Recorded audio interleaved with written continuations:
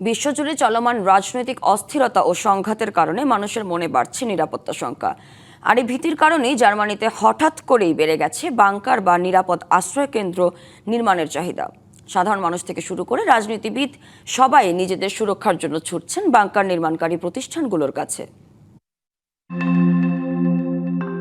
জার্মানির ফ্রাস্তেনফেলব্রুক শহরের একটি বাংকার নির্মাণকারী প্রতিষ্ঠান ডয়েচেস সুৎসগমসেন্থুম বা জার্মান শেল্টার সেন্টার বিশ্বজুড়ে যুদ্ধ ও অস্থিরতার কারণে তাদের ব্যবসা এখন রমরমা।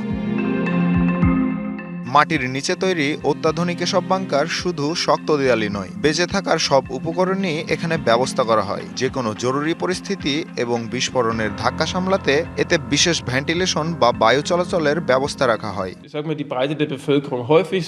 বাইরের সাথে যোগাযোগ করার জন্য আমরা শেল্টারে বিশেষ সিগন্যাল রিপিটার ও এমপ্লিফায়ার দিচ্ছি। পাশাপাশি দীর্ঘমেয়াদী খাবার, পানি ও জরুরি চিকিৎসা সরঞ্জাম দিয়ে যে কোনো পরিস্থিতির জন্য একে প্রস্তুত করা হচ্ছে। নগদ নিয়ে এলো হার না মানা হার অফার। সর্বনিম্ন 10,000 টাকা রেমিটেন্স নগদে পাঠালে থাকছে স্বর্ণের হার জেতার সুযোগ। এর বিশেষ ফিল্টার যে কোনো জৈব অস্ত্র, রাসায়নিক হামলা বা তেজস্ক্রিয়তা থেকে মানুষকে রক্ষা করতে সক্ষম। কিন্তু কারা বানাচ্ছেন এই ব্যয়বহুল বাংকার? আমাদের কাছে এর অর্ডারও প্রতিনিয়ত বাড়ছে। বিশ্বজুড়ে যুদ্ধ পরিস্থিতিতে ভবিষ্যৎ নিয়ে মানুষের শঙ্কা বেড়েছে। তাই সন্তানের সুরক্ষায় কৃষক থেকে শুরু করে রাজনীতিবিদ, সমাজের সব স্তরের মানুষই এখন বাড়িতে বাংকার তৈরি করছেন।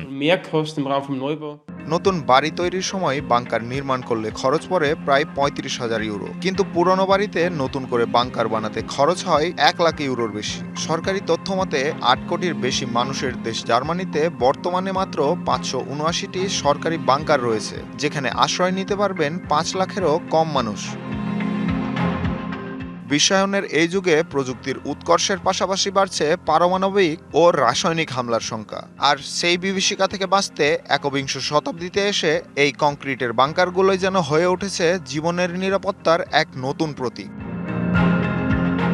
সামিউল ইসলাম, ডিবিসি নিউজ ডেস্ক।